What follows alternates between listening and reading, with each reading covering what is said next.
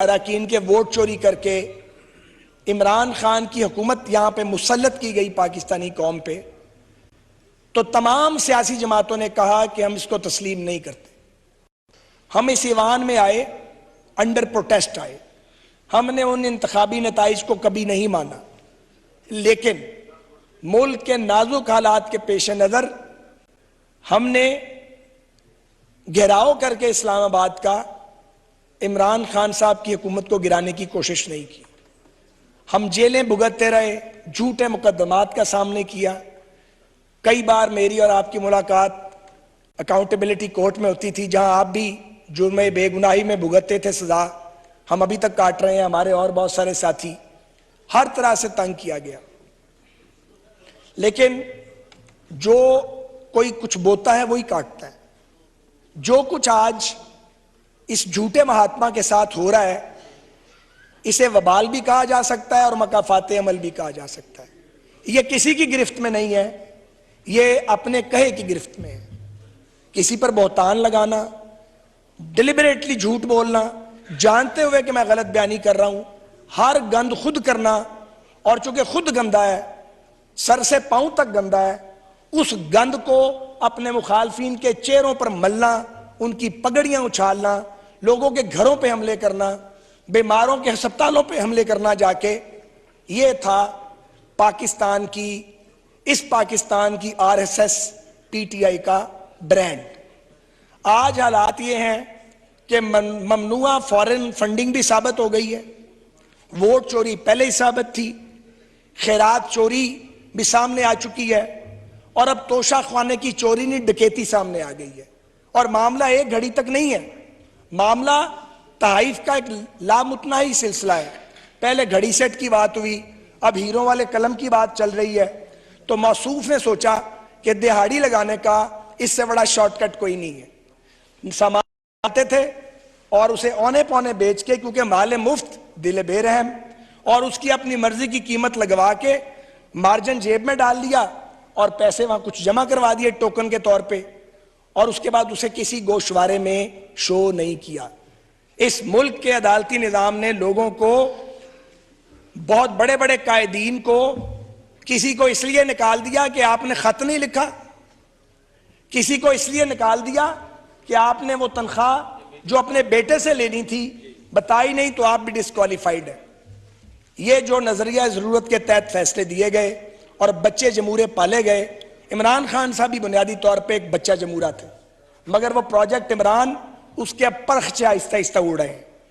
तो मुझे ये गुजारिश करनी है कि ये जवाब बहरहाल इमरान खान साहब और उनकी जमात को देना है, इससे जान नहीं छूटनी। तोशा खाना का हिसाब भी देना पड़ेगा, वहां के तहाइफ की जो कोड़ियों के भाव लिए उसका भी हिसाब देना आपने, और जो टेलीथॉन किया थोड़ा अर्सा पहले सैलाब ज़दगान के नाम पे, और इन्होंने कहा कि जी 13 अरब रुपए कलेक्ट हुए हैं। हम जानना चाहते हैं वो 13 अरब रुपए किन बैंकों के अकाउंट में इकट्ठे हुए हैं। हम जानना चाहते हैं कि वो पैसा इन्होंने सैलाब ज़दगान पे कब और कहां और कैसे खर्च किया, इसकी भी रसीदें देनी पड़ेंगी। तो सवाल ये है कि आपको इस्लामाबाद पे चढ़ाई का बहुत शौक है, तो आप जरूर करें ये चढ़ाई, लेकिन अपना हिसाब भी दें। और जनाब स्पीकर, दूसरी गुजारिश ये है, ये लॉन्ग मार्च लेके आ रहे हैं और ये कहते हैं कि हमें अर्ली इलेक्शन चाहिए। हम ये सवाल पूछते हैं कि उन 4.25 साल के जो गैर आईनी साल थे, उन्हें काउंट कैसे करना है आपने? अभी तो ये फैसला होना बाकी है कि वो 4.25 साल असेंबली की एज में काउंट किए जाएंगे या नहीं काउंट किए जाएंगे। ये कबल वक्त इंतखाबात की बात करते हैं, और गुजारिश ये है, बात भी करना चाहते हैं और शर्माते भी हैं, राब्ता भी किया जाता है और घूंघट भी निकाल लेते हैं। तो हम इनको कहते हैं कि आपने बात करनी है तो खुले बंदों बात करो। फिर ये कहते हैं कि जी आप पहले ये बात तस्लीम करें कि अर्ली इलेक्शन होंगे। भाई अर्ली इलेक्शन क्यों होंगे? उसके लिए कोई लॉजिक दो। यहां पे जो हुआ है आईनी तौर पे दुरुस्त हुआ है। आज साइफर का बयान भी उड़ गया। आज जनाब अमरीकी साजिश जो है वो भी 35 पेंचर्स की तरह सियासी बयान साबित हुई। भाई साहब खुद ही पीछे हट गए। एब्सोल्यूटली नॉट से ये एब्सोल्यूटली फ्रॉड पर बात चली गई। तो हम उनके सपोर्टर से ये पूछते हैं कि यार ये स्टिकर ही उतार दो कम से कम, चलो एब्सोल्युटली फ्रॉड के स्टिकर आप नहीं लगा सकते, एब्सोल्युटली नॉट, कोई कहानी नहीं थी। कितना चूरन बेचोगे और कितने लॉलीपॉप कौम को दोगे? तो मैं सिर्फ ये गुजारिश करना चाहता हूं कि अगले दिनों में खान साहब ने काफी सवालों के जवाब देने हैं।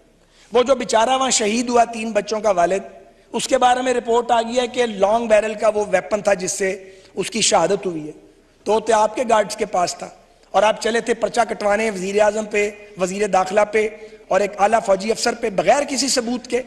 जो शख्स इतना गैर जिम्मेदार है, जो इतना इर्रेस्पॉन्सिबल है, जो सिर्फ साजिश करना जानता है, ये बदजबानी जानता है, उसका इस मुल्क की सियासत में मुस्तकबिल नहीं है।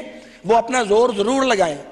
मौजूदा हुकूमत जो पाकिस्तान की पहली ऐसी हुकूमत है जो मुख्तलिफुल ख्याल नेशनलिस्ट और कौमी सियासी जमातों का मुरक्कब है, ये एक तरह की कौमी हुकूमत है जो रिफ्लेक्ट करती है कौम के चारों फेडरेटिंग यूनिट्स की उमंगों को। आप जलसे करके, आप जलूस करके, आप लॉन्ग मार्च करके इसे डिसलॉज इंशाल्लाह नहीं कर सकते। हमारी पूरी कोशिश है कि ठीक करें, हम दयानतदारी से काम कर रहे हैं। आखिरी बात यह है कि जनाब स्पीकर, इन्होंने तबाही मचाई है। आप जिस महकमे का हाल उठाएं वहां एक तबाही है। इनके वजीर एक बयान देते थे, पूरी दुनिया में पाकिस्तान के पायलट्स जो थे उनको ग्राउंड कर दिया जाता था। उनको कोई शर्म और कोई हया नहीं थी।